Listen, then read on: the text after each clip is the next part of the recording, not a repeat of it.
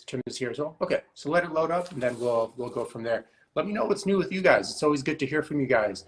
I try to invite my clients and other guests on here because I actually don't like being the center of attention, and I want to see other people shine and stuff of that sort. So let me know what's new with you guys, and it's always good to hear.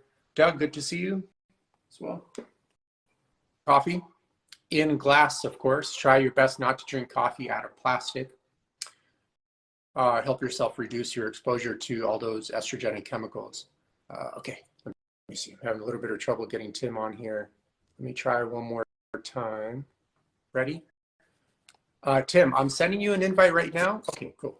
Tim, what is up? Hey, Eugene, how are you? Looking better and better every time I see you, man. I'm feeling good too. Yeah, I'm having a little bit of reception issues today on my part. So it might go in and out, just letting you know. But hey, if worse comes to worse, we could always pick it up another day. So no big deal. So Tim, I'll just do a quick intro so people know your background at least a little bit, and then kind of let you take over and tell your story, because I think you've gone. I was going to look at our folder to see when we first started training, because I remember I even forgot last time. But I know it was during like the first or second wave of COVID, so it's been quite a while at this point. But Tim has gone a long way in creating lasting change for himself. So just to give you some background, he was 60 years old. We started training during the peak of COVID. I think it was the first shutdown or the second shutdown. I forgot exactly. Yeah. But if you guys remember, like all the gyms were closed completely, and like one dumbbell was like $2 million basically. So basically we had like no equipment. Tim just had a pair of bands, exercise bands that we got from Amazon for like 20 bucks, and a park nearby, or like some nature reserve nearby. And just with that and good holistic health coaching, which is kind of what we talk a lot about in this group, he was able to lose 60 pounds in 6 months. And then also during that initial 6-month period, get off of, I think, 7 different medical drugs, which were causing all sorts of side effects. And then he obviously continued past the program into implementing those principles and got off like another 2 or 3 since then, for a total of like 9 to 10, I forget exactly. And so Tim, I'm going to have you take over, because a lot of people are unfortunately in the place you were like before you began the program. They're very unhealthy, and they're kind of, for the most part, brainwashed to think, being overweight and relying on medical drugs and eating junk food is just normal and just a way of life, et cetera, et cetera. And I just wanted to get you back on the show just to give another perspective. Like, dude, it's totally possible to change at any age, and with almost nothing available to you, because literally you just had a pair of bands and like a little nature walk path near your house, and still you're able to do it. So yeah, please take over from here. Give yourself like an introduction, and we'll just kind of wing it and go from there. Okay.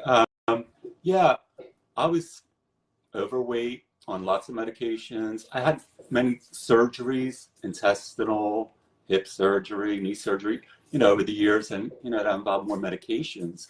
So, you just keep taking the medications, and I was not eating correctly.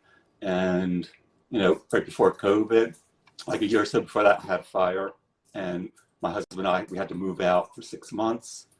I moved out with him, and he passed away. So yeah, then I retired like a year or so later, and it was just dark spot, dark place, overweight, not feeling well, going to the doctors, more medications.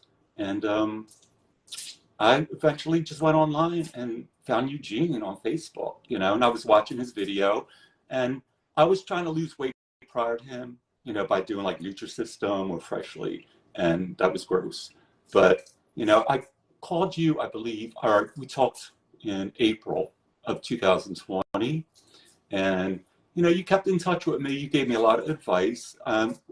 You actually advised me to get Chateau Pierre, who's a life coach, because we talked. You give a very personal assessment. You get to know the person, which many doctors don't. So you thought, maybe you need to go there first, Chateau, get your head straightened out. And that was in April, May, and then by August, you kept in touch with me, and you said, did you ever get in touch with Chateau? I'm like, no. I said, I decided to do the physical part first. And it worked for me, because then after that, everything else followed. as far as mental, not being depressed, getting my act together. And it all transpired by getting my body in shape and getting off of medications. So, if I could do it, I know anybody could do it. It's just putting your mind to it and finding the right person to coach you, which I obviously did. And, I wasn't even really looking for a coach. I just like stumbled upon you. And I learned a lot from you. You just don't do training for your body. You also do your podcast, and you do your you write your posts. And, I would read them and watch them. And I learned a lot about myself and which avenue and path to take. And that's how, I came about to come to this point.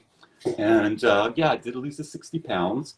And recently I joined the gym in March. I mean, I was still doing some workout and stuff and keeping my weight down and eating well. And it was either get foot surgery, which was going to be on March 17th, St. Patrick's Day, and it was for a bunion on my left foot. And it really wasn't that serious, but I thought, get it done now while it's not that serious. And scheduled for it, but like a week before, I'm like, I'm not doing it, because I started reading up on stuff with people falling off of these little wheelie things that they cart themselves around. I even ordered this thing, which looked like a pirate's crutch on my knee, to use that. And I'm like, this is ridiculous. I can't do this either. So I did. I canceled it, and I joined the gym instead, and talked to you about it. And I started working out at the gym and doing some routines and stuff. And that was in March. And since March, I lost 20 pounds. And my clothes were getting loose on me. I mean, I went to Mexico in July, and that's another one of my out of comfort zone things, something I would never really do on my own. But I guess it was like the confidence and everything that came about all of this. And I was like, you know what, I'm going to travel. Let's go. And I met people, I'm making like long-lasting friends from these trips. And, then I went to Peru this past month, and I met some more people. And some of them knew my background story because I told them. And when we were climbing some of the mountains, which were like treacherous, these stony paths and steps and hills, and one woman said, she goes, "Oh my God," she goes, "your trainer would be so proud of you." I'm like, yeah, he would. I would never have been able to do the Mexico trip or do this Peru trip if I wasn't in shape. So yeah, for all that time, remember I was trying to keep talking you into at least going to Zion National Park. And I'm like, dude, at least go there. It's like easy. It's at least scenic, And I think that's one of the problems a lot of people have is they want to like experience more out of life, but they just don't have like the mental or physical health to do that. They're like, oh, I wish I can go to that trip in Peru like you went to, or I wish I could do this, or I wish I could kind of play with my kids more often. Their back hurts or their knees hurt, or they have some serious digestive issues or like major depression, and they just like sit at home all day and stuff of that sort. But it's like when you start getting in shape, it's like more windows of opportunity open to you. Like, well, now I could do this, I could do that. And I'm pretty happy to hear that you actually went out, because I was like, man, this guy, like, Tim, just go to Zion, or at least it's easy, it's at least scenic and stuff of that sort. And you're like, now I'm going to skip Zion and do something like 10 times harder, and go to. But it's good to see you. One question, and this is like a lot of people get stuck in this kind of quicksand of relying on, like I always say in this podcast, like you have a rock stuck inside your shoe, and instead of taking that rock out and walking pain-free, people keep the rock there, but take painkillers instead. And can you give a little bit of background how you kind of got lured into taking like one medical drug after another, and then kind of doing that loop for a while, and maybe some tips on how people can break that dependence on those harmful drugs? Yeah, I started getting on medication when I was in my 30s, cholesterol medication, then high blood pressure medication. And I was like, not on any medication at all back then. So you go to the doctor and they check your blood pressure. It's like, oh, we got to give you another pill. So you just take it, and we're so used to doing that. And before I knew it, I was taking like 12 pills. And you know, they don't just say to you, you know, oh, you need to lose weight, watch your carbs, don't do dairy, and that's it. You know, they don't really give you a general assessment, and they don't, you know, they don't get into your lifestyle or anything like that. And so, you know, it continued with the medications. And I also noticed that with other people, it's like talking to someone and they have high blood pressure and have to go on pills. Well, everybody in my family's on it, so, you know, I have to be on it. I'm like, no, you don't. I said, you have to watch your diet and lose weight, you know? So that's the mindset of some people. They just, you know, embrace it because their family members are all on it. Mm-hmm. Instantly think, well, I'm supposed to be on it. So, you know, that's a path, that's a dangerous path. I mean, even my path was dangerous. Like anxiety medication, I went on that in 2001 because I had a tumor on my intestine. It was the size of a grapefruit. It was like a red herring how they found it. And, you know, they thought it was cancer and all this stuff. So I had anxiety. And, you know, they gave me Xanax or something. And I'm actually getting off of that now. Instead of saying, you know, all right, your surgery's over, it wasn't cancer, you know, think about weaning yourself off of it, let's get off of it. No, I stayed on it for years. And then I went to another doctor and he says, how long have you been taking? I'm like 7 years, took one in the morning, one at night. So he thought it was best to put me on an extended release. So I continued to take that, you know. And like most recently, when I went to the doctor like 6 months ago or something, I said, you know, I think I need to get off of some of this medication. And, you know, he didn't even come forward to say, you know, as I was losing weight and everything. And I told him, so I got off of like 2 or 3 cholesterol medications, the blood pressure medication, it was like 2 of those. I got off of those. And I am actually weaning off of the Xanax, you know, as we talk. And it's crazy because there was a time, I think it was when I had my hip surgery, and I didn't take the Xanax for like a week, and I didn't realize I was doing it. You know, I came home from surgery, I thought the pill was there, blah, blah, blah. And I actually went through like a withdrawal. I was having auditory hallucinations, and it was like crazy. So, you know, once I figured out I wasn't taking the pill, you know, I found and I took it. And of course, it's already in your system. So you have to find a thing that's whacking you out, you know, and then I took it. And then afterwards, I said, man, if I would have given it a couple more days, I could have like been off of it, you know, not realizing it. So, yeah, as far as like people that go to doctors, someone will say, yeah, you lost weight. Well, I'm trying to lose weight, but it's my thyroid. I'm like, yeah, I didn't tell the person. It's like, not your thyroid, it's what you're eating, you know? And it's sad. I mean, I was that person, so I know what it feels like. You know, I was you. And in order to, I mean, I did that 60 years old. You know, people are younger and they're on medications and having problems. So, you know, do it now. Just get your best foot forward and do it. I mean, hire Eugene. I tell people about you all the time. Nobody hires you. That I tell them, they're like, you know, they see me, they see what I'm going through. And even my sister, oh, you talk about Eugene all the time when people ask about you, and I do, because you're the real deal. You know, you helped me, you help people.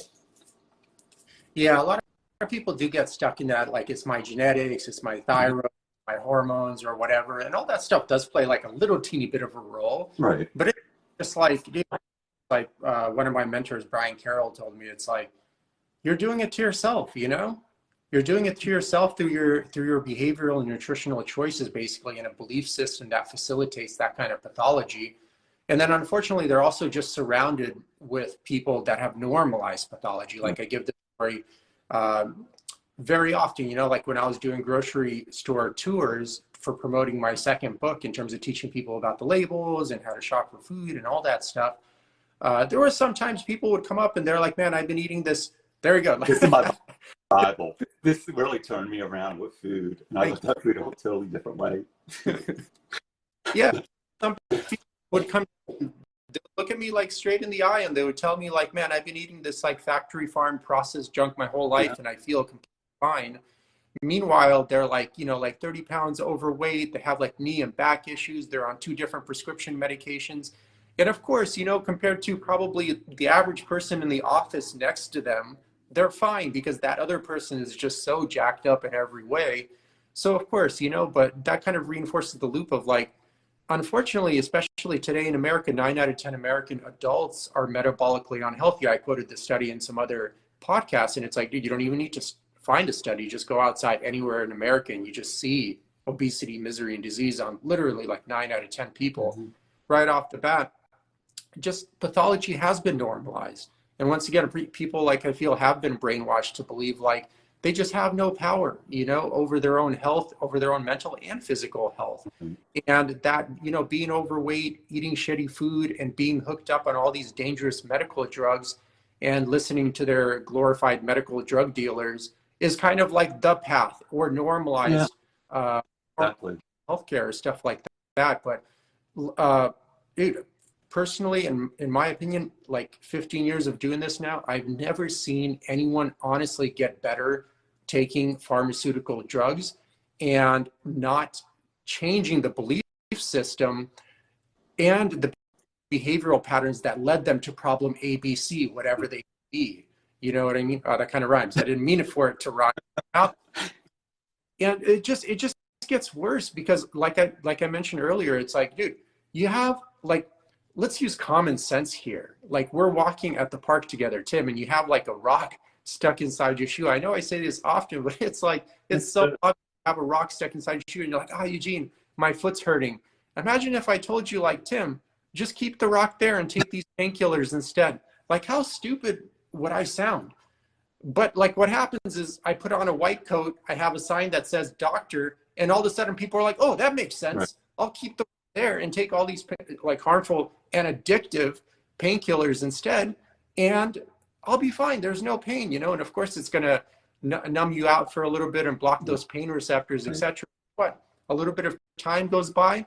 Oh, that dose doesn't work for you anymore. Now I got to up the dose. Now it becomes kind of toxic eventually for my kidneys and liver. Oh, now I need pharmaceutical drugs to support the kidneys and liver, which cause other side effects, etc., etc. So it's like, what's your strategy? I mean, if you, let's say even something as popular as high blood pressure medication, okay, you have high blood pressure, you go to the doctor, they give you high blood pressure meds, cool. But guess what? That belief system and those behavioral patterns that led to the high blood pressure are going to lead to a myriad of other mental and physical health issues somewhere down the line as well. Like, what's your strategy then? Just to be on like 15, 20 different medical drugs by the time you're like 40, 50? That's like the only outcome and path with that model from my observation and in my opinion. I don't know if you have anything to say regarding that, Tim. Oh yeah, definitely. I mean, I was that person. I was on all these drugs, and some of the drugs I believe create problems. There was one drug because I had kidney stones, and I was like, Dad, I mean, this thing was like a piece of cement that came out of me. And I did look up my medications. There was a particular one, and I called my gastro. I said, this medication could give you kidney stones, and I've passed some kidney stones. So I went through that whole ordeal about getting them blasted and stuff. So right there,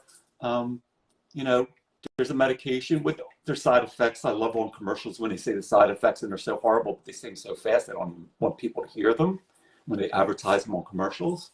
And, it's basically the same thing. They don't tell you the side effects when they give you, and you don't really ask. How many people actually read the side effects on the prescription? It's like by Shakespeare, you can't even understand half of the words on there. Yeah. Half the words on it. I mean, these drugs are like, if you could get off of them, get off of them. And the way to get off of them is, through your diet and your physical health. It's two things. And then that creates a whole new diorama for your mental, because when you're overweight and you're tired, then you get depressed, and then you do things you shouldn't do, like overeat or drink, whatever. And then you find yourself like lost. So if you're able to, find somebody and just give it a try. It's almost like addictive.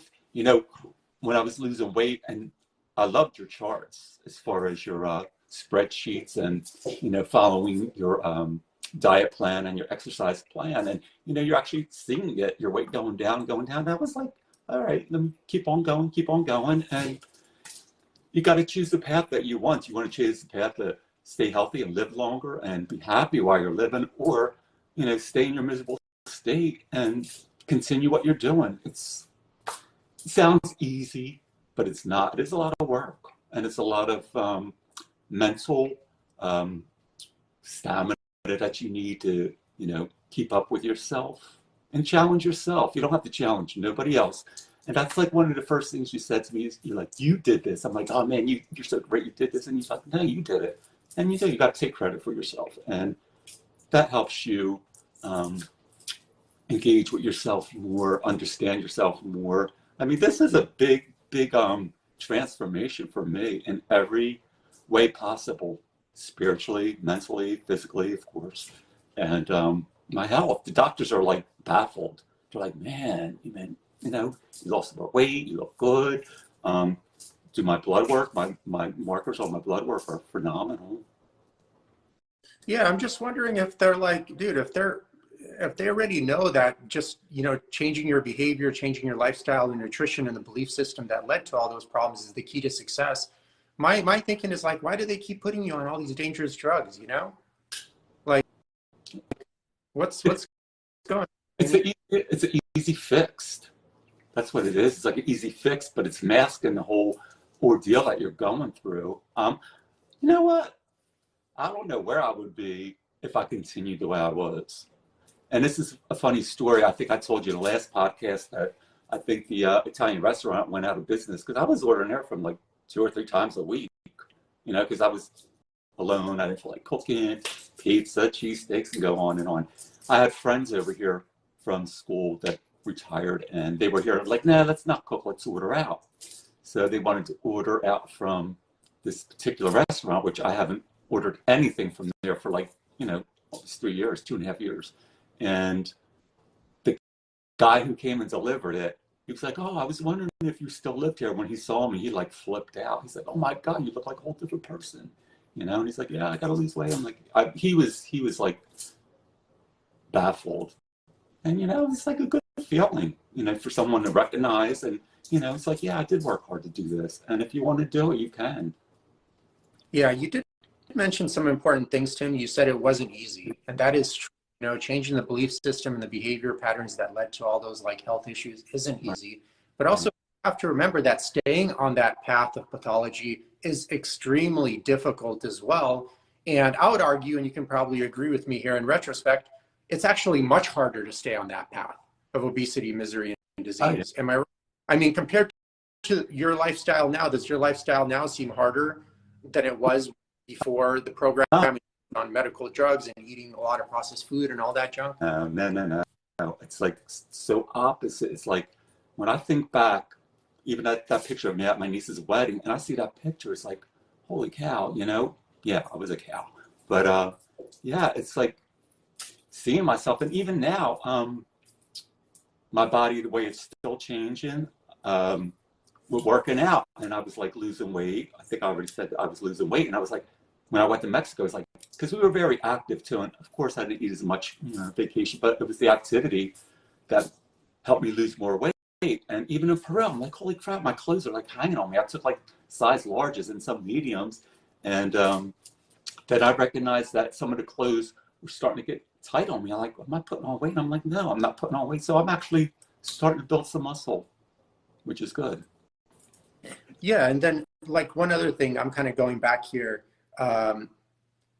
You mentioned like, doctors don't spend a lot of time with you. You know what I mean? They need to get you in and out, etc. So some things to consider, you guys, at least from my observation, in my opinion, when you do go to the doctor, like a good assessment first and foremost. And I know you're not going to get this through like an insurance plan of any sort.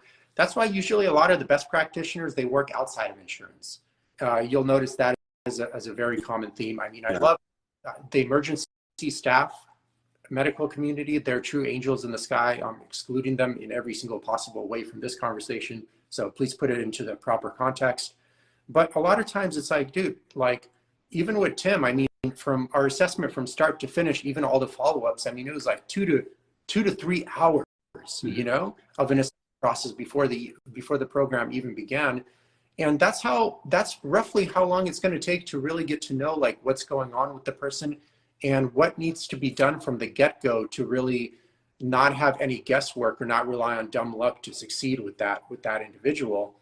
So a lot of times when you go to the doctors and it's their first time meeting you and they only chat with you for like 5 or 10 minutes or even 30 minutes, I would say, dude, that's like not enough time. Mm-hmm. Really get to know the person, you get to the etiology of what's really going on, especially when you look at the human being from a system of systems type of perspective. There are so many variables that have to be considered. So in my opinion, like if I were to go to the doctor and they spend like 5-10 minutes with me, I would just immediately, upon first meeting me, this is not a follow-up session, of course, Right. I would just walk away. Like this person honestly, genuinely doesn't care about you, or is just kind of like in a revolving door kind of business system. And stuff of that sort. Like if a doctor like really honestly cared about you, especially for a lot of diseases that arise from poor lifestyle and nutritional choices, during the whole entire session, I mean, they would be talking to you about like holistic health principles, organic food, how to stay hydrated, how to use movement as medicine, et cetera, not like talking about your symptoms and then how to treat those symptoms with dangerous medical drugs and kind of end it there. Because once again, you have that rock stuck inside your shoe and they're telling you, don't take that rock out, keep it there, but here, take these painkillers Right. instead. That principle can be applied for, with my case, like I shared with you personally and a lot of the audience here, like I had clinical levels of anxiety, social anxiety to be more exact, and also just a theme of general anxiety as well. And when I did go to the doctors, you know, they're like, well, take these anxiety meds, you know, and I didn't do it because I was just raised differently and something already kind of didn't seem right around that system.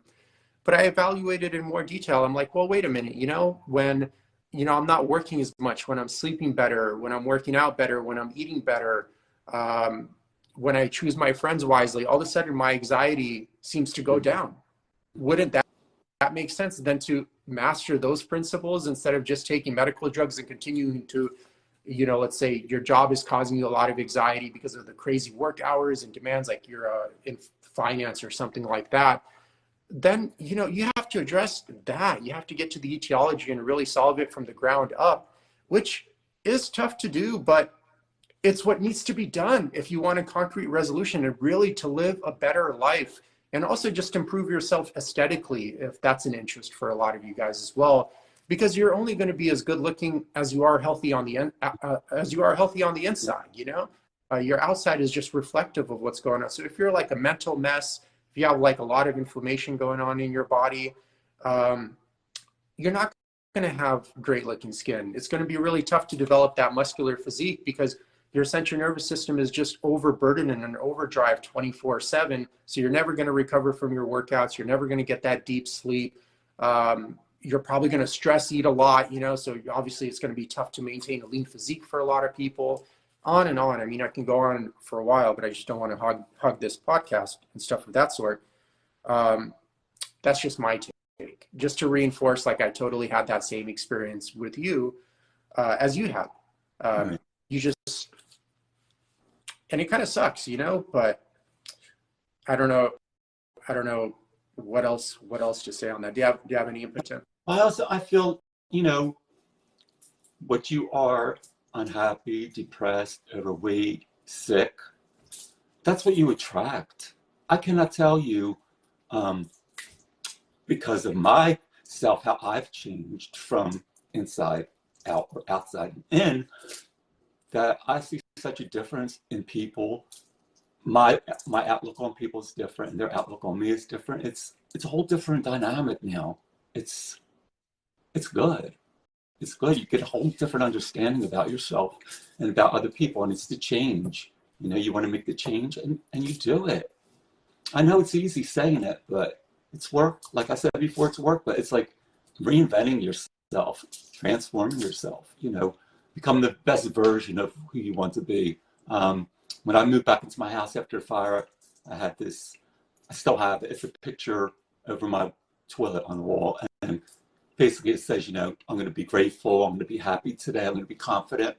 And at the end, it's good. I'm going to be the best version I can be. And that's what I did. You know, it will continue. I mean, you're never going to be a perfect person, but things are so much easier now for me. You know, even like mentally, and it's different. It's different, and it's good. It's good. Well, what would you have to say? Because I still run into a lot of even a lot of people in this group, they reach out, they book the calls, and then they're like 40, 50, still very sick. And they don't sign up for the program. I'll just be honest, you know? And they're like, well, you know, I'll try like another trendy diet or stuff, which hasn't worked already like 50 million times over in their life, you know, or stuff of that sort. Or they just kind of like don't want to change, you know. They've kind of the problem with staying on a path for so long, and you're a rarity in the sense that you're willing to change, is that the longer you stay on a path, even if it's not good for you, typically the more philosophies and psychology you develop around justifying staying on that path through cognitive dissonance, you know, which makes it exponentially tougher to change for a person or convince that person really need change, although they're extremely sick. And like I mentioned, because also pathology has been normalized, it makes them more delusional to believe that what they're doing is normal and kind of good for them or acceptable in some way, where in fact it's just not normal. And it's pathology 101 to the max. It's kind of easy to see it from the outside, but once you're really in it, you're blind to it. You know what I mean? You see it. It's totally unreal. And I know people like that. They're going through stuff, and my inner Eugene does come out every now and then. And, you know, and I'll explain to them what I went through. I'm like, I did it. It's like, oh, I'm not going to do all that. It's like, oh, come on, man. You're going to go on medication and stay on medication, end up in the hospital. And that's what's happening. So I don't know. I just don't know sometimes. I guess once you got through it, like I going through it, and, you know, you have a whole different idea of how it works, especially when I've done it correctly as far as, you know, the organic food. And I swear by the organic food. It was like the day after when I start using organic foods, like so many of my symptoms went away, you know? And so it's factual. I'm a factual person. It's a fact. I mean, I have battled a lot of, you know, anxiety and illnesses. I was even thinking today, it's like, oh my God, how many surgeries I've had, you know? And my body's through a lot. Stomach surgeries, hip, knee, even my one arm. It was during when I was having surgeries 1 year. It was like one after another. My tendon in my bicep broke, snapped. And the doctor was like, do you really want to get it fixed? And I'm like, no, you know, it's still not fixed. But you know what? For me, it's a tattoo, you know, things that I've gone through. Even my stomach, it's all scarred up. But hey, I'm here now and, you know, different. You know, I'm not the person I was before. Unhealthy and unhappy. I'm happy and I'm healthy. So it's like not an easy fix, but it's a fix. Well, what would you tell, like, if you went back to Tim 2.5 years ago, how would you try to convince him that, dude, it's time to change? Come on, man. Yeah. You know what? I did it once before when I was like early 30s. I lost like 52 pounds, but it was through a diet clinic. And you eat regular food and there's supplements. And I was like, wow, I lost all this weight. How did they stay in business? Yeah, because I put it all back on. And, you know, I battled it with that for a couple of years, but I never put on the whole total weight, you know, when I met you.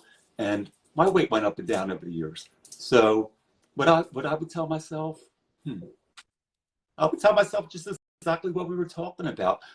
I would tell myself about, you know, come on, you could do this. Lose the weight, you'll feel better, you'll get off the medications, and that's it. That's what I would tell myself. It's like I wish I would have did it sooner, but you know what? I'm here and I did it. So that's what counts. You know, you can't go back and say I could have, should have, would have. It's what you did and where you are now. So that's what I would tell myself.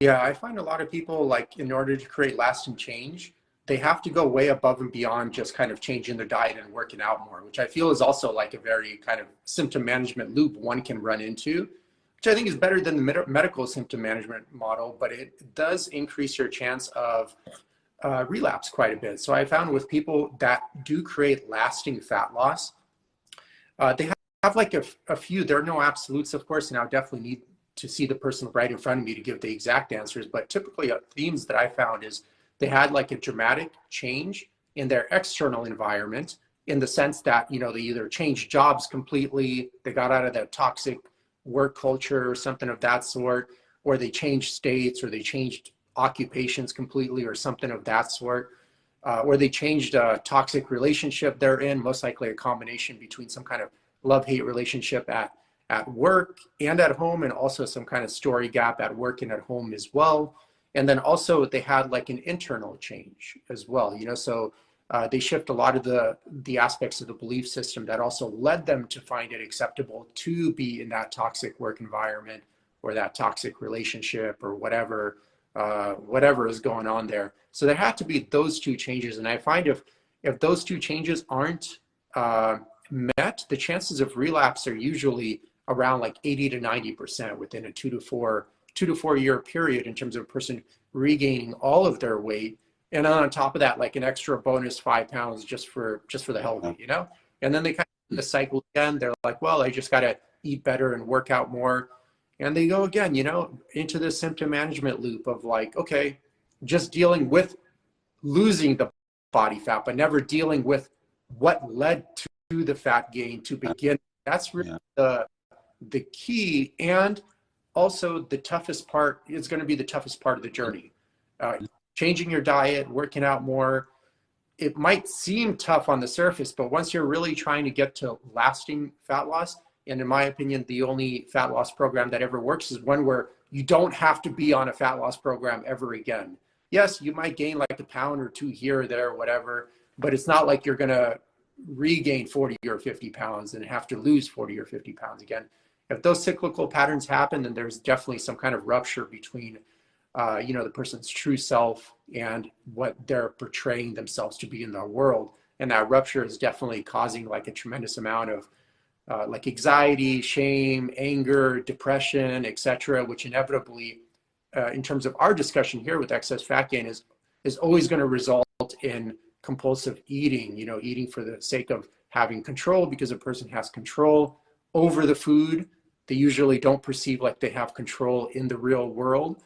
And because they can, you know, pick the food up, eat it, and guess what else food does for you?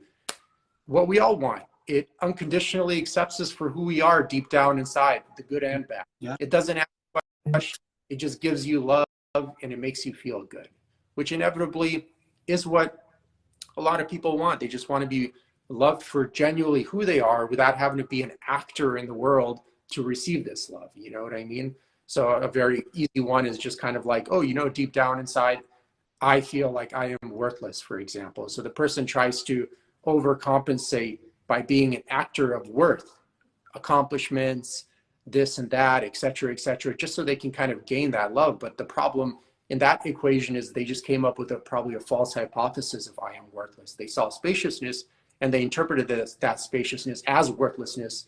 And then they built their whole entire personality on proving that they are not worthless, in the sense of avoiding their deepest fear of I am worthless by being of worth. And of course, you know, when you try to come up with answers from a false hypothesis, you're not going to get the right answers unless it's like absolutely by dumb luck or something of that sort. And it's going to be one of those kind of things where you're running very fast, you're climbing very hard, but the ladder is leaned against the wrong building. You know what I mean? So it seems like the more you accomplish, the more empty you feel inside, and the more painful that emptiness and that story gap becomes. And when that pain is so great and that gap is so great, inevitably to deal with that pain, you're going to have to form maladaptive behavior, excessive eating, reliance on medical drugs, sometimes illicit drugs like street drugs, alcohol is very, very common, to kind of numb out or buy some time, you know what I mean, to at least get rid of that pain temporarily, et cetera, et cetera. But yeah, my biggest struggle is like, man, how could I get a person to change without having to have a visit, as Paul Chek would say, from the pain teacher?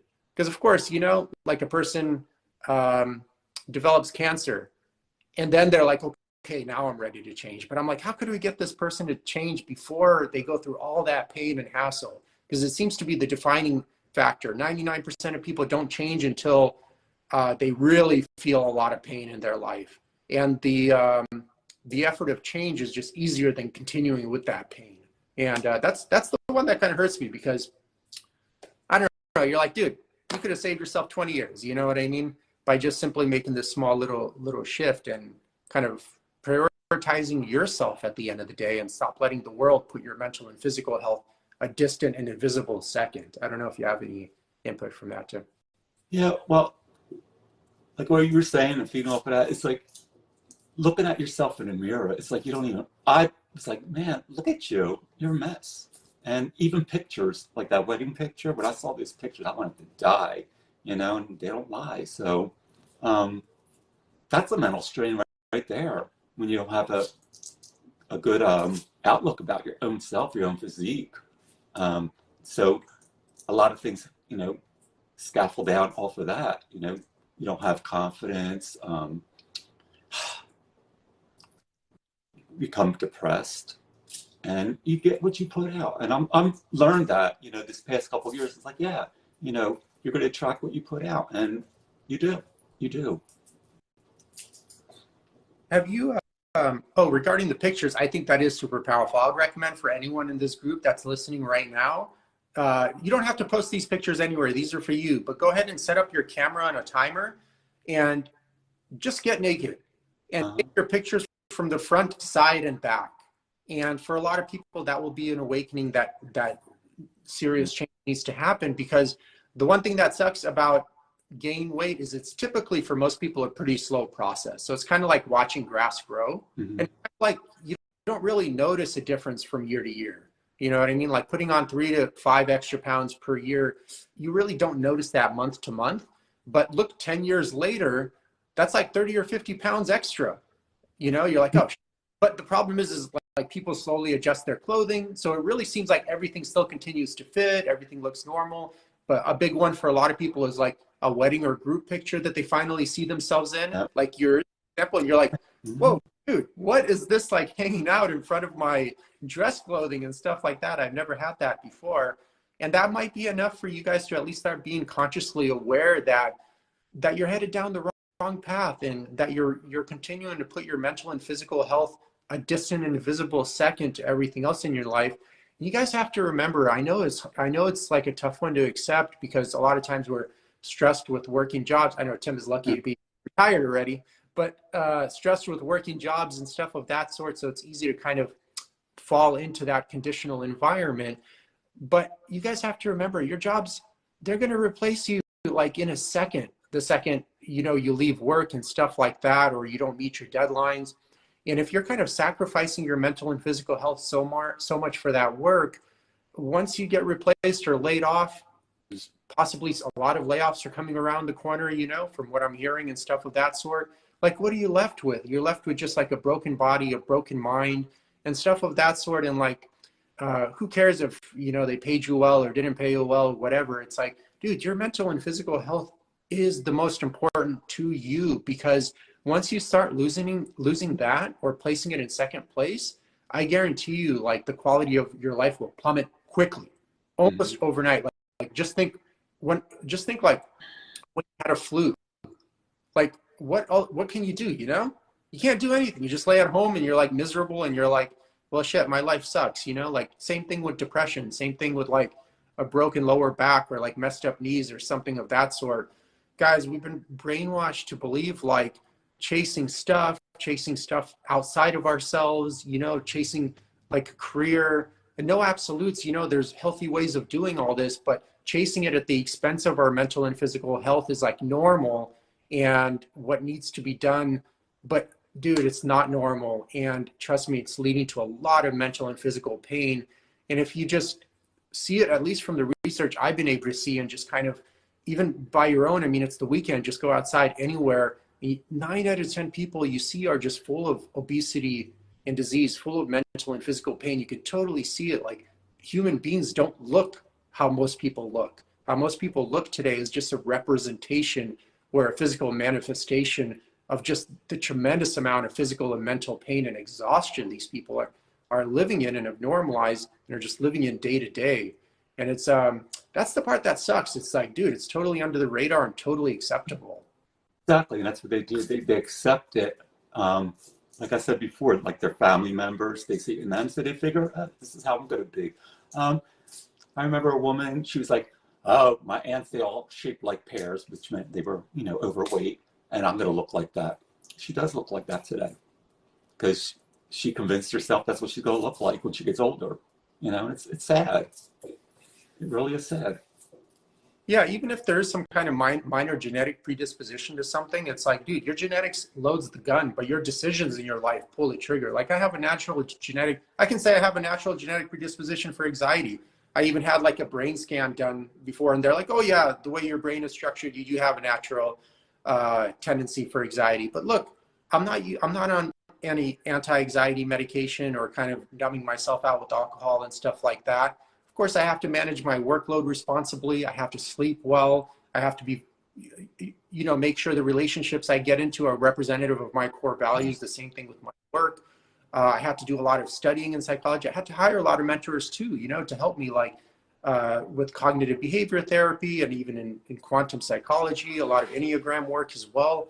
And I took even improv classes, acting classes. I even hired a damn dance instructor so I could actually go out and enjoy social circumstances without having a panic attack due to social anxiety. And look, this right here would be literally impossible for me to do at 22. I would probably like collapse of like a heart attack or something because of the amount of anxiety that I would have to go through. But I'm able to do it today in a totally healthy way without the use of harmful drugs or other medical drugs or other substances. So it's totally possible. And look, Tim's here. We have many success stories in this group. I've interviewed many of them. You've seen their month-to-month progressions. You've seen their interviews. You've seen that they're able to sustain it even after the program is done. So it's totally possible. And they're like 20, 30, 40, 50, 60. One of them is even 65, et cetera, and still easily able to do it. Just the key is making your physical and mental health once again number one. And I know it sounds a little selfish, but I always tell people like, dude, you gotta make yourself number one. You got to make sure your needs are met all the time, like in any job or any relationship, because if it's not going to work out long term, and you're doing a disservice to that job or that relationship by sacrificing pieces of yourself. And in a sense, they never really get to know you anyways, because then you're just being an actor at that job. You're pretending to like it. You're pretending to like your coworkers. Same thing in partnerships and stuff of that sort. And inevitably, that kind of rupture between your true self and what you're representing to the world is going to cause you a lot of pain, which inevitably will result in a lot of maladaptive behavior, stuff of that sort. Tim, can you also can you mention this is a big misconception too, and it actually could be in some, once again, no absolutes, it could be expensive in some circumstances, but a lot of times I always tell people like continuing to stay sick is actually far more expensive, even directly, just monetarily more expensive than actually being healthy. Can you touch on maybe how being healthy has changed your finances, or how much money you've saved, or maybe if anything? Oh, I will tell you this. I was in education, and we have excellent health insurance. My copays were like, I only spent like $700 a year on all those medications, and even with like surgeries and stuff. So kudos to education with their health insurance. But yeah, I know people, even people who are older on Medicare. I mean, once I go on Medicare, I'll be slumped. That's why I got to get in shape now. So I don't need all that stuff. And, and they're struggling like with the prescriptions, and they have to wait for surgeries for a certain time. And then they have to wait until they're completely sick before they can have a surgery. Like they just can't say, oh, my knee needs to be replaced. They're like, well, it has to be at a certain number before you get replaced. And that's what they're doing to people. Have you noticed any changes? Because I've noticed, like, I quoted this number many times, but like the average American spends around $8,000 to $16,000 a year on non-essential expenses like eating out, alcohol, subscription services, electronics. I'm not even counting travel, or if they have to pay a deductible for their medical too, because a lot of people, they have like a 3 to 7K deductible per year, that they have to meet before the benefits start rolling in on full swing, etc. So when you count that, I mean, like, really the average American in terms of medical expenses and non-essential expenses is probably spending around like 12 to like 25K a year. Have you noticed like a huge reduction in terms of eating healthy versus relying on a lot of like processed or unhealthy food, which is actually more expensive than whole food? Oh, It's okay. Never count. if you some people run the numbers and keep track of it, but if you never calculate it. No, I never really ran the numbers. I know, I don't go out to eat often at all, once in a while with someone. But right there, I mean, you go out to eat and it's like $100, Yeah. Right there, clothes. I mean, look how many sizes of clothes I went through. I'm still getting rid of clothes. My larges are going out, so right there, I got rid of so many clothes. I mean, from 2X down to larges. Just throw them in the fire, Tim. Don't even I said them. Just send it back to hell. Torch it. But yeah, I'm sure it'd save money. I mean, just alone with medications. I mean, even though it was only my copays were minimal, still I'm not paying that anymore. So that's money in my pocket. Hi everyone, thanks for tuning into the podcast. I'm curious, have you ever been confused by the labels in the grocery store? In Yevgeny's book, he demystifies the difference between caged, cage-free, free-range, and pasture-raised meats. He also covers how to avoid GMOs, source high-quality water, fish, supplements, and other related topics. It's a beautifully illustrated, non-technical read that comes with a comprehensive video series and other extended learning materials. Jump on Amazon and check out the book titled Anti-Factory Farm Shopping Guide by Eugene Trufkin. Now let's dive back into the podcast. Yeah. Yeah. And that's just the direct cost. Remember, there's a massive indirect cost. Yeah. Direct cost. Chris was saying in Michigan, their processed foods are cheaper than quote unquote healthy foods. So Chris, I actually ran the numbers a while back, and this is still in regards to whole food still. These numbers are probably like 4 years old at this point, so you have to adjust for inflation a little bit. But basically, a 2,000 calorie factory farm diet per day is about $7.70 per day, and at least a USDA organic certified diet, it's about $12.20 per day. So there is like about a $5 difference per day for a 2,000 calorie diet. But like I mentioned, the average American spends about $8,000 to $16,000 per year on non-essential expenses. Mm-hmm. So you guys, the weekend, I would recommend highly all of you to sit down and really just be honest and look over your expenses, and you will see how much money is going out to eating out, alcohol, Ubers to events, mm-hmm. Ubers back, buying the clothes needed to go out to a club or whatever. You got to factor in all the expenses from start to finish, like if you wouldn't have gone to that club, for example, you probably wouldn't have had to buy that nice jacket. It's like a few $100 or something like that. I'm just kind of giving arbitrary examples. Everything's going to be different. Yeah. Got to pick your poison, either you want to have that, or like me, I want to travel. So that's where I want my money to go to travel. That's going to be my expenditure. Yeah. And I think that's money better spent than just wasting it at the bars on the weekend, that sort, even with travel. Even on like Whole Foods. Yeah. I was thinking about Whole Foods. They say it's more expensive, the organic food. And also people say, well, I don't taste the difference. I'm like, it's not that, it's the hormones, the antibiotics and everything. And we're so blinded by it. I mean, we just continually go and buy the stuff and we're consuming it. And then we have the health issues. And it's genetic. I'm like, oh yeah, okay, genetics. yeah. But I mean, look at all the stuff that I don't buy anymore: junk food and sodas, and I drink water and I drink like green tea, decaffeinated, stuff like that. So right there, you're saving money, But people seem to look at it as the opposite. The organic is more expensive, and right now it's hard to find anything what's more expensive because the prices of everything in the store, seems like I'm continually going to the store to food shop, because I eat well and I eat good. Yeah. And Chris, also another way to look at the pricing too is when you look up, I don't know exactly like what type of processed food you're referring to, but let's take a consideration like a potato chip mm-hmm. versus an actual potato. Like you'll get a tremendous amount of more calories for the same amount of volume in like a potato chip versus an actual potato.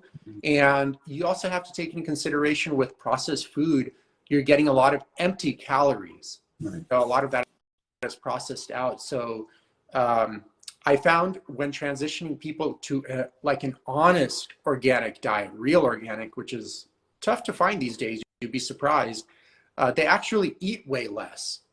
For my estimates, about 20 to 30 calories less per day because they're just much more full, especially when you're just sourcing whole food organic, USDA at least organic certified food. It's just tough to really eat legit organic food in high volumes. Like I don't see anyone becoming overweight from eating steak and broccoli, you know. Right. Even if they eat a lot of it, it's just not going to happen. People only become overweight when you start feeding them like a lot of sugar, a lot of processed foods, something that is very dense in calories but very low in volume. So high in dense but very low in volume, so it doesn't fill up your digestive system, and thus you keep eating because you stay hungry. So it's very easy to surpass that caloric threshold. And combined with just people aren't moving around at all these days too, so combined with sedentary lifestyle where you're not really burning anything and you don't have really that much muscle, and people are using food as comfort oftentimes instead of dealing with the stress that's leading to that discomfort. It's like a recipe for disaster. And results speak for themselves. I mean, literally 9 out of 10 American adults are metabolically unhealthy right now for a reason, not because they're following health principles and living true to their health. And Chris asked, do you recommend vegan diets? I personally don't use them. I don't tell my clients which type of diet to go onto. They usually come to me wanting to eat a certain way, and I don't talk them out of it. I guarantee you, if even a vegan diet, although I personally don't do it and a lot of my clients don't do it, it's way better than the standard American diet. It's still an upgrade. The best diet you can possibly be on is some kind of like omnivore-ish diet. And that ratio is going to vary, of course, to your needs, your goals, and your digestive system, your digestive health, et cetera, et cetera. So one thing I would definitely recommend, Chris, is try to, as ironic as it sounds, try not to take advice from people online, you know, because inevitably, even if they're very good, they just don't know you. They don't know your situation. And to know your situation, it takes like a 2 or 3 hour assessment to really come to a conclusive answer of what really needs to be done for you to succeed at your given goal. Outside of that, it's just, imagine like you show up to a doctor's office, they never even talk to you, and they're like, here, take this. And you're like, whoa, you don't even know what's going on with me. How are you prescribing this already, you know? It's kind of the same thing. That's why you want to be very, very careful with following any advice online, reading any articles online, especially if you're not very well versed in learning how to interpret research, which you can find a lot of on PubMed.gov, for example. That's a good starting place if you want to start doing your own research and reading on that, because nature is a novelty generator. No two people are ever going to be the same, so no two solutions are ever going to be the same. So keep that in mind. Yeah. Those little details make a big difference in the long term of things. You really only want to have considered your advice. I do agree. Yeah, and that's why I try to also keep it. I'm sharing what's worked for Tim, you know, so keep that in mind. This is what's worked for Tim. And a lot of those principles, if applied, are generally good for probably most people, especially the way most people are living today. I think just anything is almost an upgrade, you know, from what they're currently doing. But Tim, can you also, a lot of people get stuck in these loops too. Can you also talk about how to not fall into traps of trendy diets or trendy workout routines and stuff of that sort? No, like I said before, I did like freshly food and that got old real fast. And the Nutrisystem, that went back. I was like, oh my God, this is not real. This food is crazy. And I did get my money back because it was under so many days. But with your doing the individual assessments and diets, holy crap, it was amazing. I could not believe how much food I was eating because I was eating good food without all these empty calories, with the processed food. And the amounts, it was like, I was never hungry. It's like, I couldn't even finish a lot of it. So right there, and I lost all this weight, eating and losing weight. It's like, I really didn't feel like I was dieting at all. Yeah. You know, Mistake people do is they try to cut calories too much and they're only sourcing like processed food. So it leaves them very, very hungry. right. You know, and a lot, like you mentioned, and a lot of my clients mentioned, if anything, they felt like they had way too much food during, especially probably in the first like 2 or 3 months. They're like, man, I can't finish all this food, although it's like caloric in terms of straight calories, like far less than they were actually eating before. But before they're really hungry, eating 3,000 calories a day. Now they're like super full, eating like 2,000 calories a day, for example. I'm just kind of throwing numbers out there and stuff of that sort. So, Tim, what's your goal going forward? Like, how do you feel you're going to kind of maintain this lasting change for yourself and stuff of that sort? You know, I've done it, you know, since I started with you. And for me, I don't feel like I'm ever going back, because I'm continuing to eat the way I do, exercising. I mean, I can't believe how I even move. Even at the gym and stuff, I do take the martial arts class, and it's like, man, you know, I could have never done that before. So it was a crucial moment for me. Like you said, it's individual for me when, you know, I did it. It's like, I guess something just clicked to me inside you, and it's like, you know, it's time. So I'm grateful that that happened to me, that I had enough in me to come across you and, you know, work with you. It's challenging yourself. I mean, I've challenged myself on a lot of things. I mean, I've been going into my inner self and trying to understand myself and the things that I succeeded at. And yeah, I had stamina to do it. It's like going to school for 10 years part-time to get my degree and working full-time. And I did it. And I think I only missed like 5 days of school. So yeah, so, you know, if you look at that, what you succeeded at before, and you apply it to something like this, it works. It works. And looking back, after I went through this and I look back and saw what I went through and how I got here, it's like, wow, you did good. You know, I did good. And I really don't see me going back, eating any differently. I guess it's hard for some people I live alone. So I guess you would find somebody who eats and has the same ideas as you with food, because that's kind of difficult too if you're with somebody and they're not eating the same way as you. I know that happened with me and my husband when I lost weight, like the 52 pounds and 99. Well, we were like Jack Sprat and his wife. I mean, he had to eat to gain weight, and I had to eat less to lose weight. So he would have all his like carby things like potato chips, cookies, and that for him. And who would eat them? Me. So right there's something there too you got to look out for. Company you keep, or, you know, your partner or your husband, whatever. And it's kind of cool if you could both do it together, you know, and get healthy that way. I think that would be, you know, a good possibility to succeed, you know, if you had somebody with you.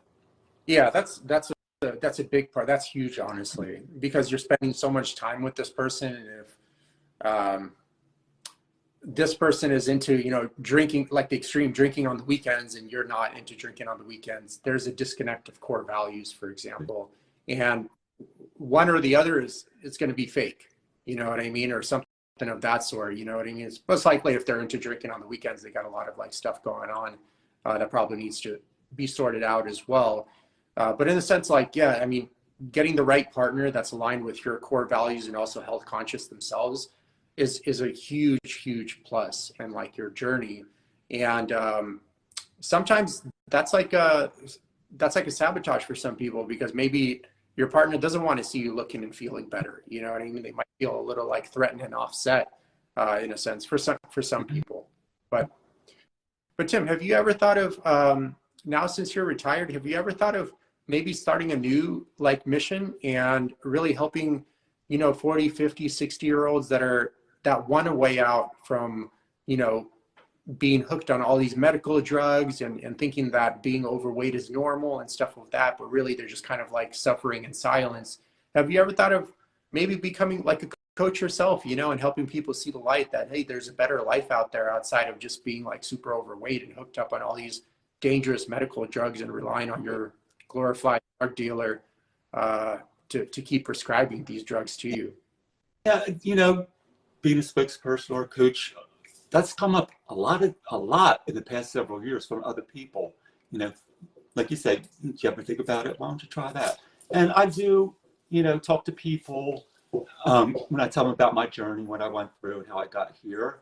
But actually, one thing I did do, because I'm not working and I want to do something else instead of what I'm doing. And I looked about volunteering, and there's a place, it's called Interfaith Caregivers. And you volunteer and you go, I think it's people over 60. And if you're disabled, you could be like 50. And, you go help them, you could shop for them, you could go visit them, whatever. So I did go sign up for, I went to 3-hour orientation the other day. So, after the holidays, I'll probably get called. And actually in my area, they actually need a group leader who would work with all the other caregivers, and you match them up with people, and they call you if they have a problem or they need advice about something. So that's a possibility. But I really want to go out and, work with people and get back to the community and see what happens, Yeah, because I think, honestly, Tim, I think you're like a great shining light, an example for a lot of people that are kind of suffering in silence. Is like, dude, you can get out. You know what I mean? Like I always say, you're doing it to yourself. Yeah. And you can stop anytime, including like literally right now. Yeah. And start. The power is all yours. So it's your mantra, and it sticks in my head too. It's like you're doing it to yourself. Even things that come up now, it's like, no, you don't have to do that. It's your choice. I mean, the spirituality part of it, and going in deep and learning about the universe and learning about your spirit, learning about energy and stuff. Like, I think one of the first books you told me about was about grounding.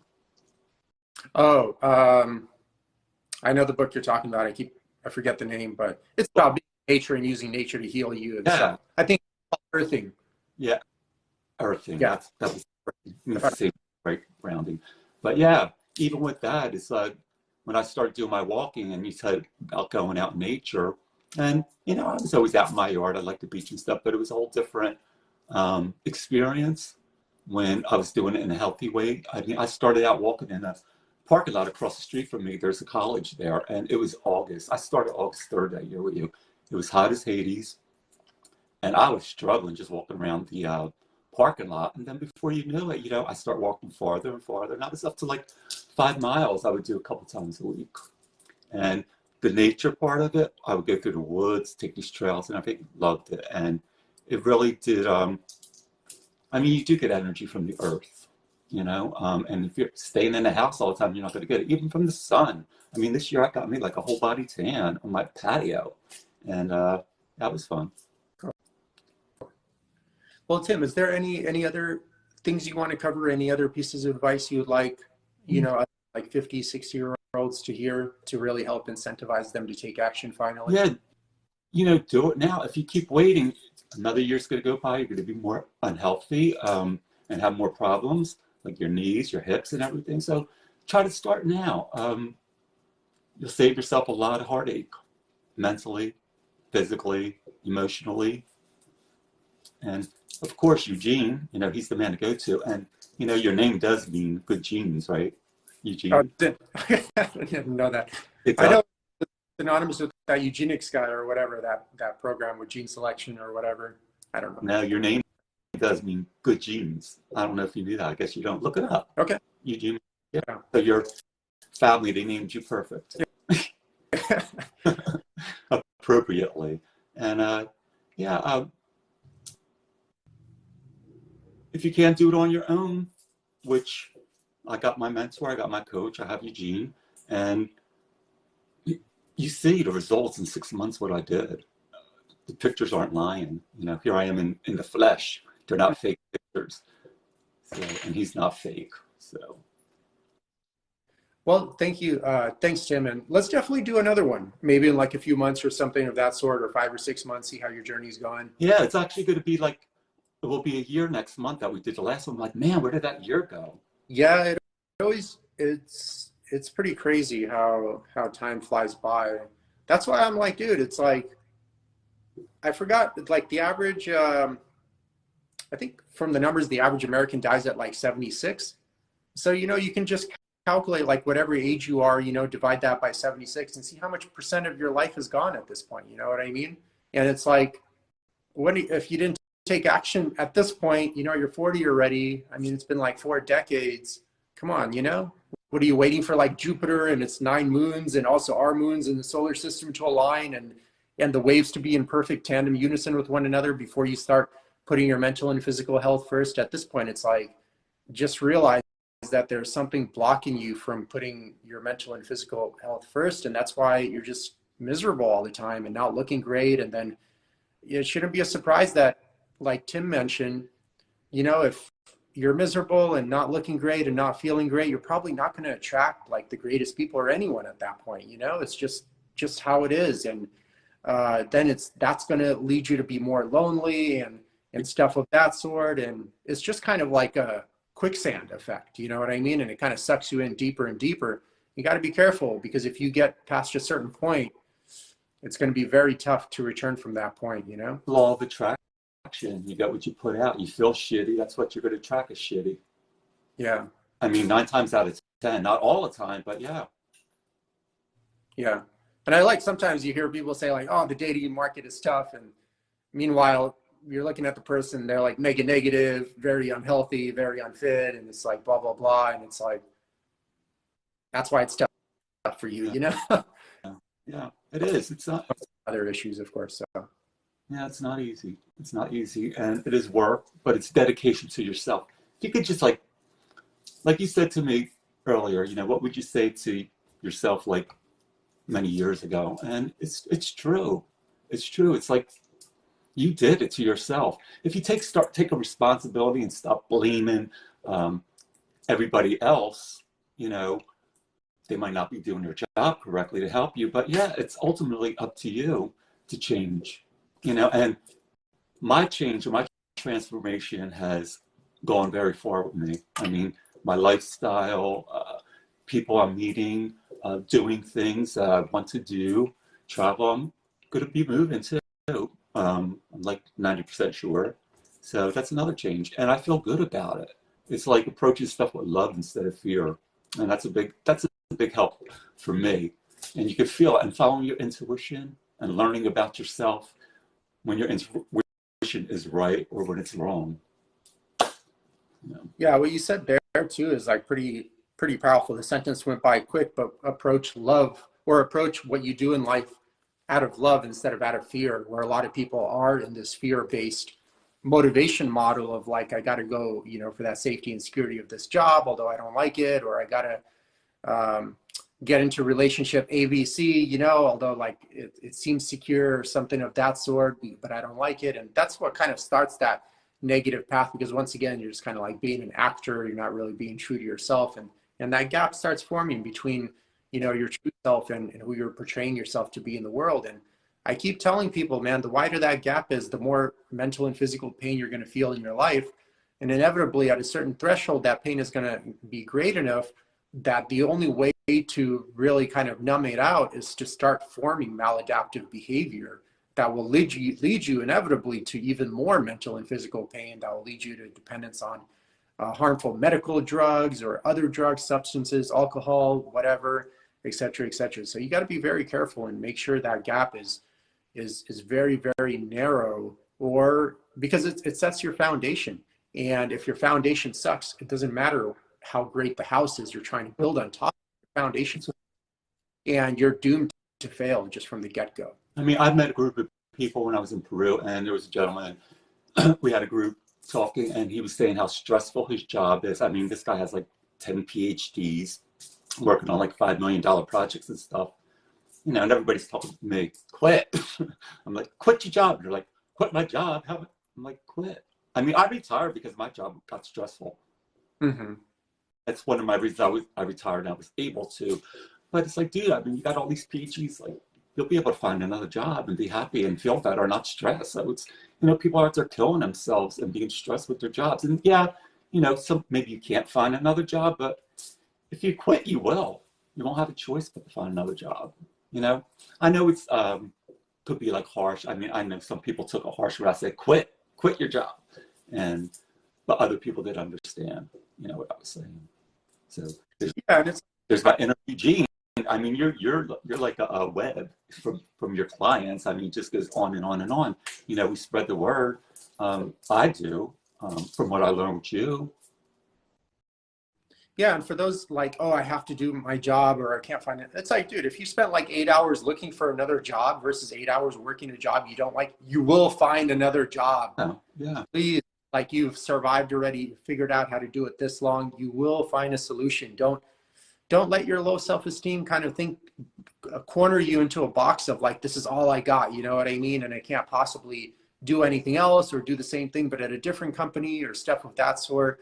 You gotta drop that and just be realistic. I'm like, dude, every single client I've had that quit their work at one point, like always set up a better situation at the next position. And their thing was like, man, how come I didn't do this so long ago? Like, what the hell, Because it goes back to that point of like, the longer you stay on a path, it's just human nature. The more philosophies you develop to convince yourself to stay on that path even more, even if it's not the best path for you. It's very dangerous cycle to easily slip into that could lead to a tremendous amount of pain in your life if you're not careful. Yeah, and what counts is if you slip, you get up. You just get right back up, and that's my mantra. I mean, I dig myself out of the gutter every now and then, but yeah, you just get up and you try your best. That's all you could do. Don't beat yourself up. Mm. That's what happens. You beat yourself up. You're like, oh, I look crappy. I feel crappy. You start beating yourself up. Start loving yourself. It starts with self-love. I mean, it's a 2-word thing, but it's true. And it's not vanity. It's not being vain. It's necessary, because if you love yourself, you get to love other people. And it just transpires. It just like glows off of you onto them. And you attract it. Law of attraction again. It's the same thing.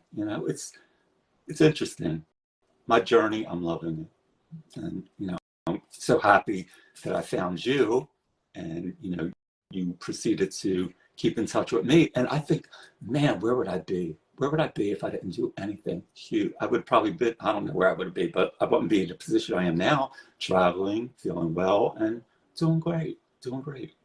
Well, if you had to guess, where would you be if you never decided to make the change today, right now? Well, see, now I'm thinking, oh, let me see, what are my brothers doing? Most of them are overweight. They're retired. I don't know. I don't think any of them they're probably all on medications too, but I'd be unhappy. I know I would be unhappy if I didn't change myself. I would be a freaking mess or dead. That's where I would be. Yeah. And through being unhealthy, not through anything else, just being unhealthy and walking around half dead too. That's not fun either. Struggling and being on medications, like you're walking around half dead. Mm-hmm. But it was a big awakening. Yeah, it was a big awakening for me.